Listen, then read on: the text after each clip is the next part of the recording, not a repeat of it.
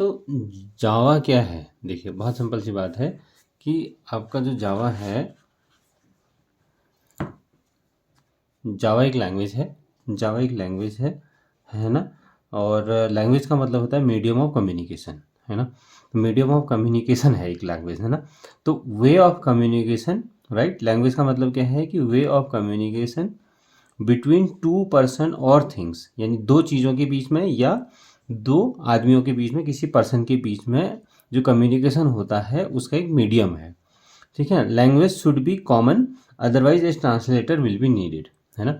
Language क्या होनी चाहिए? लैंग्वेज आपकी कॉमन होनी चाहिए, यानी दो लोगों के बीच में अगर कोई दो लोग बात करेंगे तो उनकी लैंग्वेज जो है कॉमन होनी चाहिए।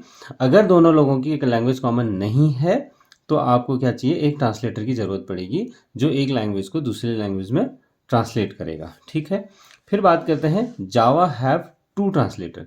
जावा के पास जो है दो ट्रांसलेटर हैं, कंपाइलर और इंटरप्रेटर, है ना। कंपाइलर क्या करता है? आपके जो बाइट को, जो आप जावा का जो कोड लिखते हो उसको बाइट कोड में कन्वर्ट करता है, और इंटरप्रेटर क्या करता है? ऑपरेटिंग सिस्टम के अकॉर्डिंग आपके बाइट कोड को मशीन लैंग्वेज में कन्वर्ट करता है। दैट्स वाई, यानी इसी की वजह से जावा जो है एक प्लेटफॉर्म इंडिपेंडेंट लैंग्वेज बनती है। ठीक है। ये एक स्ट्रक्चर देखिए। तो यहाँ पर आप जावा का प्रोग्राम लिखते हो, फिर आपका एक कंपाइलर आता है। कंपाइलर क्या करता है? जो डॉट जावा जो फाइल होती है उसको बाइट कोड में, यानी डॉट क्लास फाइल में कन्वर्ट कर देता है। फिर क्या होता है? देखिए, फिर इंटरप्रेटर होता है।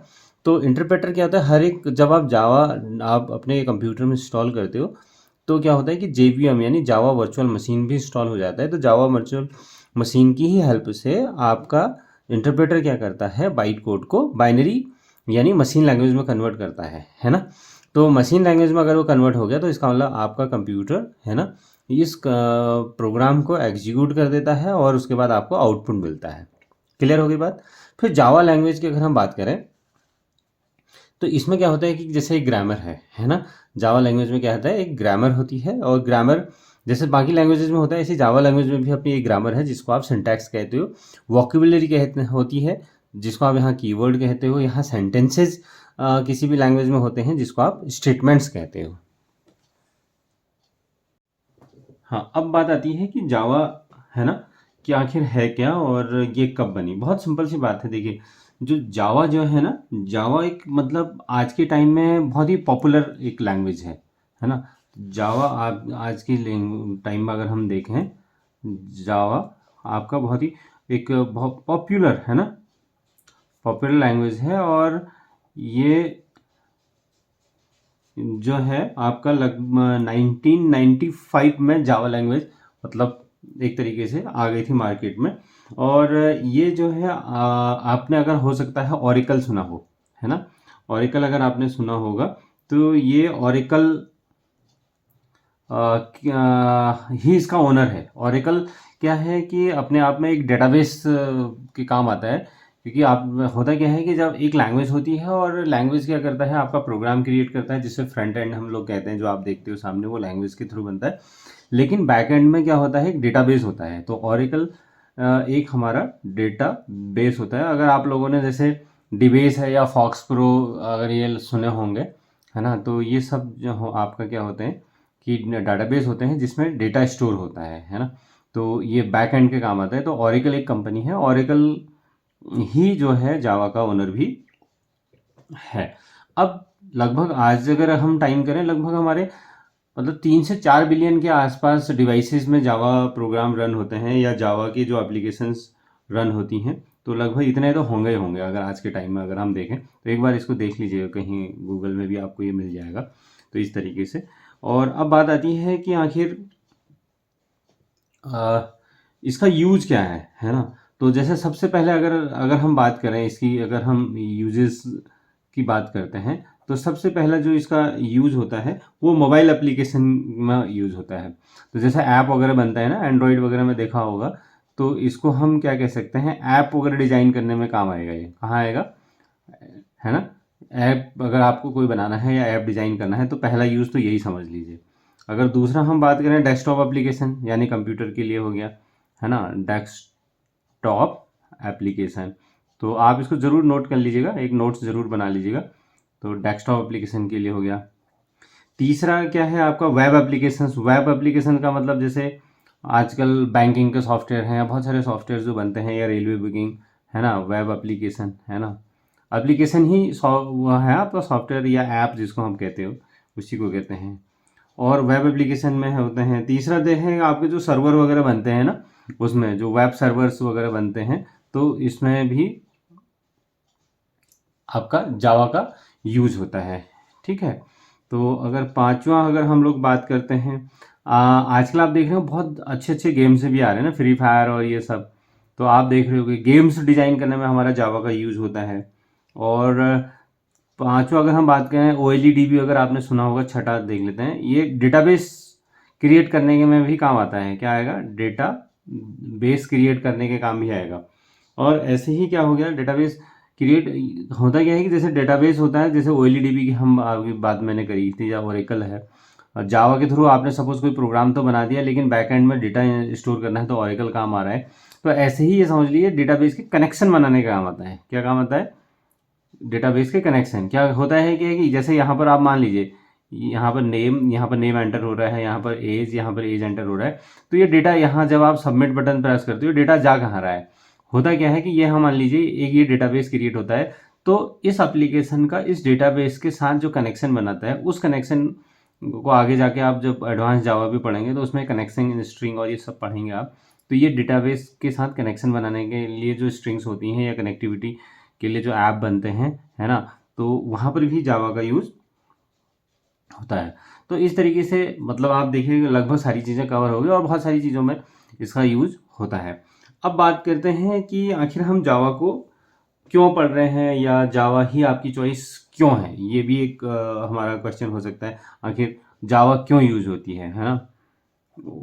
वाई जावा, अगर हम वाई जावा की अगर हम बात करें, जावा क्यों, तो पहली चीज़ क्या है, बहुत सिंपल सी बात है कि जावा, अभी जैसे मैंने यहाँ पर भी पीछे आपको बताया था कि प्लेटफॉर्म इंडिपेंडेंट लैंग्वेज है ना। तो इसकी वजह से जो है आपको जावा जो है विंडोज़ में, मैक में, या लिनक्स में, या जितने भी और ऑपरेटिंग सिस्टम हैं, उन सब में ये यूज़ होता है। तो ये समझ लीजिए कि प्लेटफॉर्म इंडिपेंडेंट की वजह से, है ना, प्लेटफॉर्म इंडिपेंडेंस, प्लेटफॉर्म इंडिपेंडेंस की वजह से आप इसको कर सकते हो, है ना। और दूसरा आपका क्या है कि आजकल की बड़ी डिमांडिंग है, तो जहाँ देखो आप जावा ही वो मांग रहे हैं, यानी पॉपुलर एंड डिमांडिंग भी कह सकते हैं। ये पॉपुलर एंड डिमांडिंग भी कह सकते हैं। तीसरा इसका रीजन आप ये कह सकते हो कि मार्केट में भी इसका, क्योंकि डिमांड है तो जॉब भी है, डिमांड एंड जॉब भी यहीं कर देता हूँ, हाँ, डिमांड एंड जॉब में भी कह सकते हो। दूसरा क्या होता है कि आपने जैसे अभी आगे जब भी देखेंगे, तो जावा एक इजी लैंग्वेज भी है ना। तो आसानी से आप इसको, क्योंकि नोटपैड में अगर लिखते हो तो कट कॉपी पेस्ट भी कर सकते हो। तो एक ये इजी है ना, इजी लैंग्वेज भी है ये, है ना, ये इसलिए भी ये डिमांडिंग है। चौथा आप ये कह सकते हो, है ना, ये ओपन सोर्स लैंग्वेज है। ओपन सोर्स के बारे में और बाद में डिटेल से हम बात करेंगे।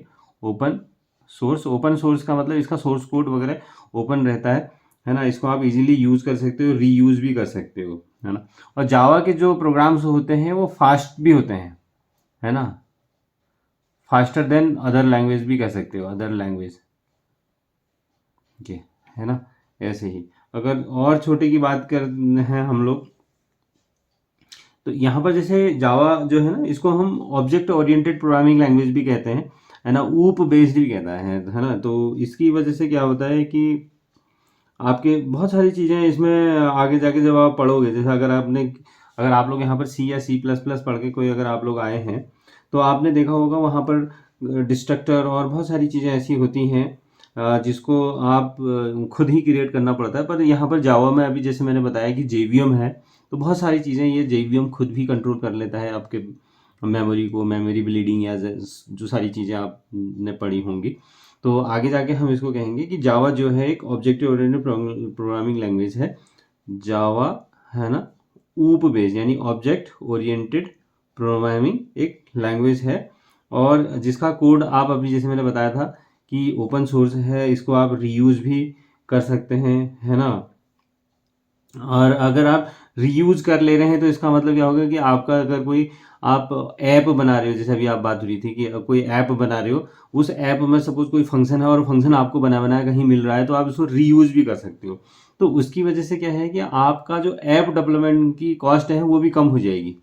होगी कि नहीं होगी? क्योंकि आपका जो है ओपन सोर्स है, तो वो सोर्स कोड आपने कहीं से उठा लिया है मान लीजिए। इस तरीके से आपसे क्या होता है कि आपके जो ऐप डेवलपमेंट की कॉस्ट है ना?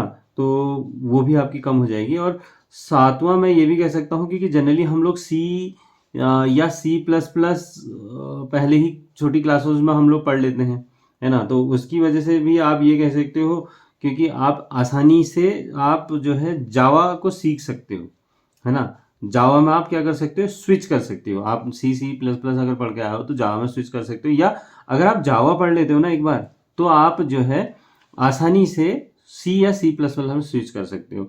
इसलिए मुझे जो लगता है कि जावा जो है हम लोगों को पढ़नी चाहिए, या हम लोग इसलिए जावा को प्रेफर भी करते हैं। तो ये एक रीजन हो सकता है। तो ये बात हो गई। अब एक चीज़ और हो सकता है कि जावा को कैसे इंस्टॉल करना है, और इसकी जो सपोर्ट एप्लीकेशंस होती हैं वो कैसे हम लोग कर सकते हैं। तो वो मैंने आपको पिछले वाली वीडियो में बताया है। तो इसमें भी मैं उस वाली वीडियो का यहाँ पर अभी लिंक देता हूँ, आई बटन में जाके मैं अभी लिंक दे देता हूँ, तो आप वहाँ से उसको देख लीजिएगा कि जावा को कैसे इंस्टॉल करना है ना। तो आगे बात करते हैं हम लोग फिर से कि जावा को स्टार्ट कैसे करना है, जावा की प्रोग्रामिंग हम लोग कैसे स्टार्ट करेंगे, है ना। तो माई फर्स्ट प्रोग्राम अगर हम बात करें, माई फर्स्ट प्रोग्राम तो कैसे बनाओगे। देखो बहुत सिंपल सी बात है, जावा में है या सी प्लस प्लस में भी आपने देखा होगा कि वहाँ वाइड मेन होता है, सॉरी, है ना। तो सी या सी प्लस प्लस में देखा आपने वाइड मेन होता है। तो जावा में क्या होता है कि जावा की जो भी एप्लीकेशन या जावा के जो भी प्रोग्राम बने होंगे, वो सबसे पहले जो हम लोग जो स्टार्ट करेंगे, तो कहाँ से स्टार्ट होंगे, अगर हम स्टार्ट करते हैं प्रोग्राम बनाना, जब हम स्टार्ट करेंगे तो यहाँ पर एक बनती है क्लास, ठीक है। तो यहाँ पर क्या बनेगी, क्लास। और क्लास का नेम, यानी जो भी क्लास का नेम रखोगे ना, क्लास एक क्लास बनेगी, क्लास का भी तो एक नेम रखोगे। तो क्लास का जो भी नेम रखोगे उसी नेम से आप क्या करोगे, फाइल को सेव भी करोगे। कैसे करोगे, सेव, जो भी आप सेव करोगे तो डॉट जावा के साथ उसको सेव करेंगे, है ना। तो डॉट जावा के साथ आप क्या करेंगे, उस प्रोग्राम को सेव करेंगे। जैसे सी या सी प्लस प्लस में हमने तो कुछ भी रख देते थे हम लोग, है ना, सम रख दिया या कैलकुलेट कर लिया, इस तरीके से हम लोग रख लेते थे। लेकिन हम लोग क्या करेंगे, जावा का जो प्रोग्राम स्टार्ट होगा हमारा, सबसे पहले हम जैसे लिखेंगे, सपोज यहाँ पब्लिक, है ना, पब्लिक, अगर आपने वहाँ पर पढ़े होंगे तो हमने पब्लिक स्टैटिक वॉइड मेन ये सब चीज़ें होती हैं। या वहाँ पर भी होता था, हम लोग इसको कहते हैं ना एक्सेस स्पेसिफायर। पब्लिक का मतलब ये होता है कि अगर आप किसी भी फंक्शन के आगे पब्लिक लिख रहे हो तो वो फंक्शन जो है कहीं से भी बाहर से आप एक्सेस कर सकते हो। तो ऐसे ही मैंने क्या बना दिया, जैसे पब्लिक क्लास। हाँ, एक चीज़ यहाँ ध्यान रखिएगा, जावा जो है सी या सी प्लस प्लस की तरह ही केस सेंसिटिव लैंग्वेज है। तो जो क्लास की स्पेलिंग में सी है वो छोटा स्पेलिंग, यानी सी जो है स्मॉल लेटर में है। अब प्रोग्राम का नेम, जैसे माई फर्स्ट प्रोग्राम है सपोज, तो मैंने क्या कर दिया, माई प्रो कर देता हूँ, या आप फर्स्ट प्रो जो भी करेंगे। तो अब आप ध्यान रखेंगे, जब आप प्रोग्राम को सेव करेंगे ना, इस प्रोग्राम को जब आप आगे जाके सेव करोगे तो क्या होगा, माई प्रो, है ना। तो अब आप ध्यान में यह भी रखिएगा, एम बड़ा और पी का प्रो बड़ा होना चाहिए, ठीक है, प्रो का जो है पी बड़ा होना चाहिए। फिर मैंने ओपनिंग ब्रेस लगा दिया। अब आ जाएगा, जैसे हमारा गया पब्लिक, ये है ना, पब्लिक है, स्टैटिक है। तो अभी मैं ये सारे कीवर्ड को डिस्क्राइब यहाँ पर नहीं कर रहा हूँ। पब्लिक, स्टैटिक, फिर आ गया आपका वॉइड, फिर आ गया आपका मेन, फिर यहाँ पर आप लिखते हो स्ट्रिंग में एस बड़ा है, ध्यान दीजिएगा, स्ट्रिंग। और ये मैंने यहाँ पर ARGS और ये मैंने क्लोज कर दिया, है ना। अगर आप वहाँ सी या सी प्लस प्लस पढ़ के आए हो तो आपने सुना होगा, वहाँ पर यह देखा होगा वॉइड मेन, और ये ब्रैकेट आपके पैरेंथेसिस जिनको हम कहते हैं ये एम्प्टी होते हैं। पैरेंथेसिस के अंदर आपको पता ही है कि ये आर्गुमेंट्स होते हैं। फिलहाल इसको यहाँ पर छोड़ दीजिए। फिलहाल आप क्या कीजिए, पब्लिक क्लास, क्लास का नेम दीजिए, ओपनिंग करली ब्रेस ही बताता है आपका वर्क एरिया, यानी क्लास यहाँ से बिगिन होती है, ये एक ब्लॉक बनाता है। और इसको पब्लिक स्टैटिक वॉइड मेन क्यों लिख रहा हूँ मैं इसको बाद में बताऊंगा। फिलहाल आप इसको पब्लिक स्टैटिक वॉइड मेन, इस सेम यही कॉपी कर लीजिएगा। फिर वॉइड मेन यानी मेन फंक्शन आपका यहाँ से स्टार्ट हो गया है है ना। तो अब यहाँ पर आपको सपोज कोई एक प्रिंट करना है, जैसे हेलो जावा प्रिंट करता हूँ मैं, तो मैंने क्या कर दिया, यहाँ वहाँ पर अगर आपने सी या सी में अगर आपने देखा वहाँ होता है प्रिंट एफ, है ना। तो या C++ में होता था सी आउट, राइट। तो यहाँ पर उसकी जगह पर आ जाएगा, क्या आ जाएगा, सिस्टम में एस बड़ा लिखेगा, system dot out dot print L N का मतलब होता है लाइन, है ना। जैसे वहां पर सी आउट में भी आप डबल इनवर्ट कोड में लिख देते थे, है ना, या एंड एल लिखते थे, है ना। तो ये एल एन वही चीज है ना, ये प्रिंट एल एन, अगर एल एन नहीं लगाएंगे तो भी चलेगा। तो और यहाँ पर मैंने क्या कर दिया, हेलो जावा में कर देता हूँ, हेलो जावा। तो इससे ये देखिए, तो आपको तो ये खैर पहले से ही नोन है कि जो इन्वर्ट कोड्स के अंदर हम जो लिखते हैं वो कंप्यूटर या आपका जो कंपाइलर है या आपका जो इंटरप्रेटर है वो उसको एज इट इज़ प्रिंट कर देता है। फिलहाल मैंने क्या कर दिया, यहाँ पर वाइडमैन को मैंने क्लोज कर दिया और फिलहाल मैंने इस क्लास को भी क्लोज कर दिया। अब आप इस प्रोग्राम को क्या करेंगे, इस प्रोग्राम को आप सेव करेंगे, है ना। इस प्रोग्राम को आप सेव करेंगे, सेव किस नाम से करेंगे, यानी करेंगे माई प्रो डॉट जावा नेम से ही आप इसको सेव करेंगे। इसको फिर आप सेव कर लीजिएगा, ठीक है। उसके बाद आप डिपेंड करता है कि आप इसको किस तरीके से या कौन से ऐप में यूज कर रहे हैं, है ना। अगर आपका नोटपैड एडिटर है तो इस तरीके से करना पड़ेगा। अगर जैसे मैंने पिछले वीडियो में ब्लूजे के थ्रू आपको बताया है, तो ब्लूजे में ये प्रोग्राम आपको सेव करने की ज़रूरत नहीं होती है। ब्लूजे आपका क्या है, ऑटोमेटिकली ही एक तरीके से सिमुलेटर का काम करता है। तो ब्लूजे में आप क्या कर सकते हो, तो यहाँ पर जब आप सेव करोगे इस तरीके से सेव कर लेना। और ब्लूजे में आप लोग क्या कर सकते हो कि आपको वहाँ पर पहले से बटन मिलेंगे, और मेरी पिछली वाली वीडियो में आपका लिंक मैं अभी दे रहा हूँ यहाँ पर, तो उसमें जाके आप देख सकते हो कि ये प्रोग्राम को कैसे रन किया जा सकता है। तो ये मेरा फर्स्ट प्रोग्राम इस तरीके से बन सकता है, जहाँ पर आप जो है जावा का प्रोग्राम को स्टार्ट करना सीख सकते हैं, है ना। तो यहाँ पर देख लीजिएगा, आप इसमें परेशान मत होइएगा कि इसने पब्लिक स्टैटिक वॉइड ये सब क्यों लगा दिए हैं, इसको बाद में हम आगे जाके पढ़ेंगे और इसका क्या यूज़ है करके, है ना। तो ये आपका प्रोग्राम है।